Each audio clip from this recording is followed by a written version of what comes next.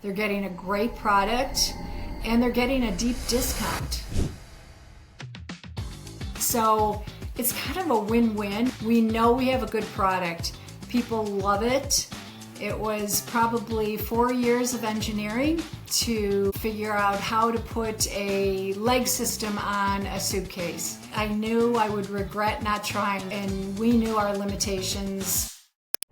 Hello and welcome to the DTC Daily Podcast. Every week we interview some of the best e-commerce founders and dive deep into their key growth drivers, uncovering actionable insights that you can implement in your business. But before we jump into today's conversation, a quick thank you to our friends at Saral. Most brands get influencer marketing wrong. They think paying a creator for a single post will spark a sales spike. That simply doesn't work. Successful brands like Graza, Obvi and Hexclad are forging genuine partnerships. And that's where Saral comes in. It's your go-to platform for partnering with the right influencers, tracking results, and managing everything in one place. Book a demo at getsaral.com/demo, mention us, and get an extended free trial exclusive for our listeners.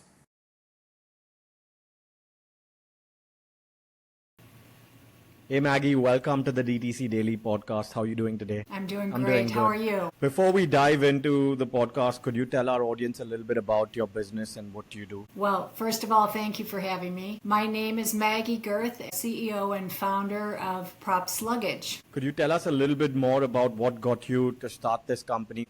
Years and years have gone into this, and it started with I was someone who traveled a lot, and when traveling, I really like to be organized, and I felt there was a need when I would go into hotels and there would be one luggage rack and two travelers. So you go into a hotel, someone gets the luggage rack, someone doesn't. Now what do? You put it on the floor, the bed, and as we all know, those aren't usually the cleanest places in hotels. So I have 4 daughters also, and so we would have lots of luggage scattered in hotel rooms, and it just really, really drove me crazy, and I thought there's just got to be a better way. So then I just decided years later to go ahead and give it a try. Not knowing exactly how I was going to do this, but I knew I would regret not trying. So I started to move forward, and it was probably 4 years of engineering to figure out how to put a leg system on a suitcase. And it wasn't easy, but we succeeded. It's a great problem that you've kind of fixed here. Could you talk a little bit about this product and how did you go about launching it? How did you get the early traction for it? Yes. You know what? After finally getting to a point where I was pleased with what the prototype was doing, it was pretty much perfected to what I was ready to launch, and what we learned later was that the luggage rack issue was solved, but there were so many other issues that were solved along with it. And what ended up happening after launch was people using it in airports. So, you're delayed at a gate, or, you have a 2-hour wait before your flight. You set it up at your gate and you put your laptop on it and you work on it. You put your meal on it. So, through our discovery process, we learned there were so many other uses for it. So we knew we were onto something. So I just started, researching. I went to the travel goods show. I found good people to surround me, and I think that's a key. And finding the right manufacturers. We worked with a lot of different ones. We're very happy with who we ended up with. They've manufactured a good product. So we just kind of kept taking each new step along the way, and finally we launched 3 years ago. And what did you do to get some early traction? We went direct. And, how did you get some of the early sales for that product? Well, and that's a big mistake that I will say I think new founders make, and I'll say I definitely made this mistake. You spend all your time and energy working on the product, which makes sense in our minds, and you want to perfect the product, but what you don't realize is, okay, now you've got this great product. what's next. And I think that is where there's a big gap for new founders. They don't realize, all right, now what? We all think we can throw up a website and sell, 1 million of these because it's a great product. And unfortunately, that's not how it works. You have to put a lot of money into that aspect of launching a new product. And I think that's where I was a little bit naive, recognizing, all right, now you've got this great product, but now you have to spend just as much money into the marketing. And, that's a real problem. And that's kind of where Kickstarter can help you out a little bit. So we had a website. We put some money into a marketing firm, helped us. We did the Google ads. We did all the things that everybody tries. But you really do have to put a lot of money into that aspect. I was very bootstrapping. I got myself out there in different ways, somehow got on different, little TV spots and local news stations and, magazines. So you have to be creative. And I was, so we managed to get a little momentum. And we got into some retail stores.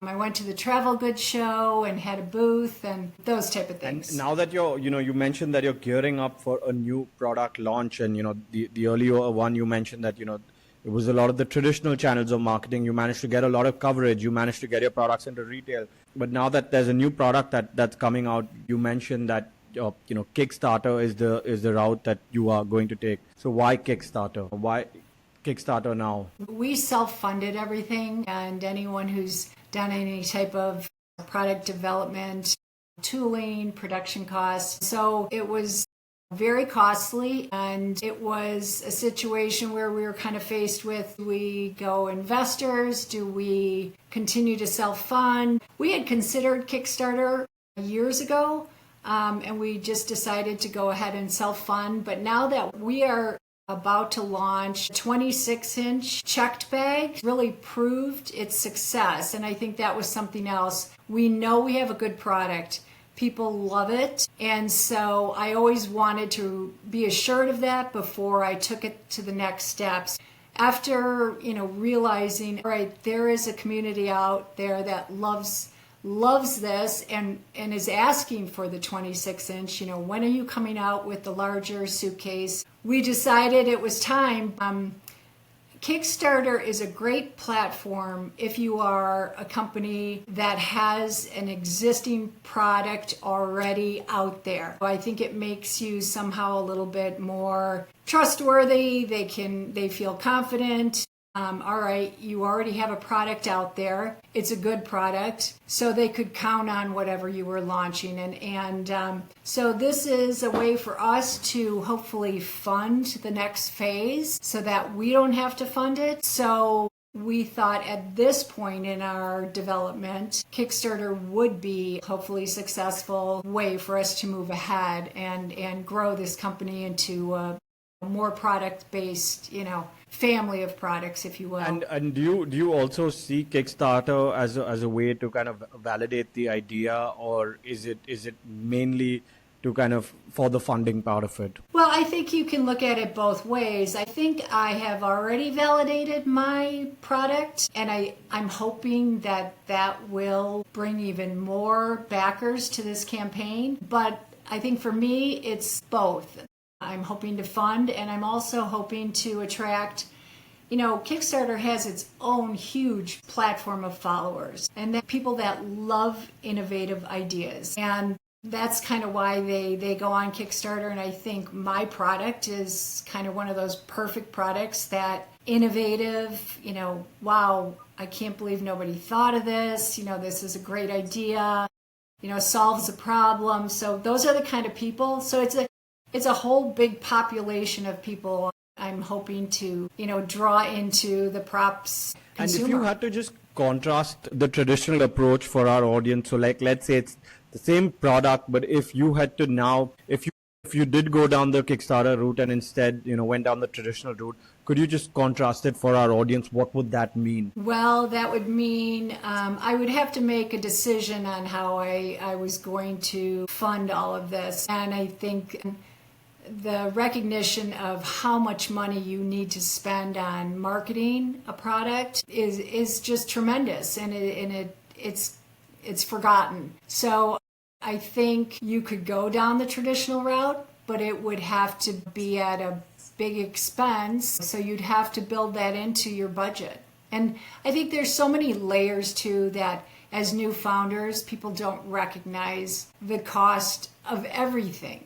It's not just the product, it's the packaging, it's the delivery, it's the, now it's the marketing and the commissions. So all those things, I just think it would be difficult to go the alternative route. And coming to planning out the entire campaign, could you give us a little insight on that? How does it work, when you're doing a Kickstarter campaign? Well, there's a lot that goes into a Kickstarter, and if you're not truly savvy in that type of industry, the best way to do it is really to hire somebody who can help you out. And so we hired this agency 2.0 in Austin, Texas, who has done an amazing job, really run this for us. And I think, but there's a lot of expenses. You have to be ready to You have to have a working prototype, and that's something that I think people don't know. You have to have a working prototype to get on Kickstarter.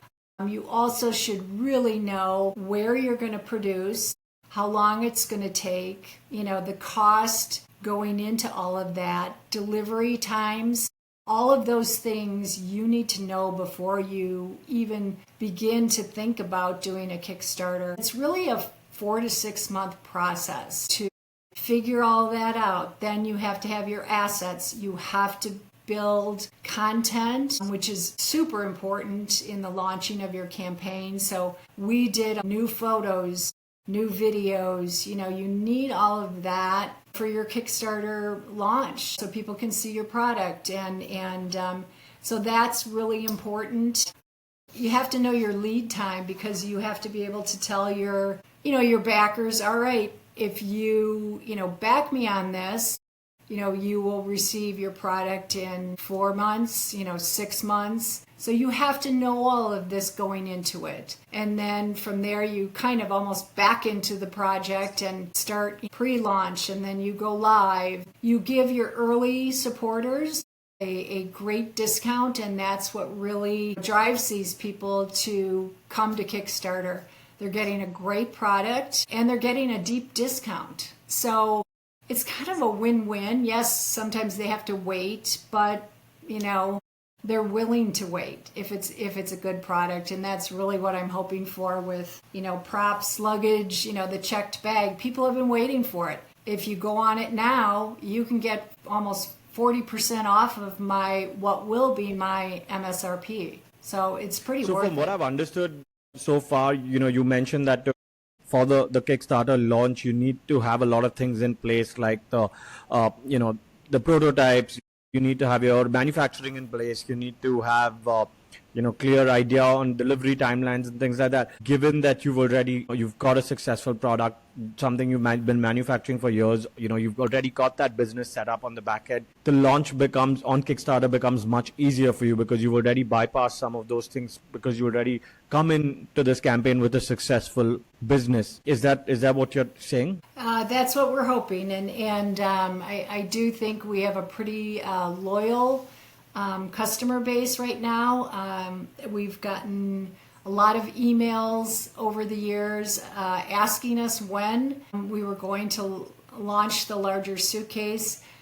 So that is part of it. We've been told that because we're out there already, we have a higher chance of success in this. And could you give our audience any key takeaways or key insights, about getting onto a Kickstarter campaign? I think you have to be clear on what type of people go on Kickstarter. It's definitely a different type of product that they're looking for. So you should really take a look at your product and look at what is successful on Kickstarter and make that decision, because not every type of product is successful on Kickstarter.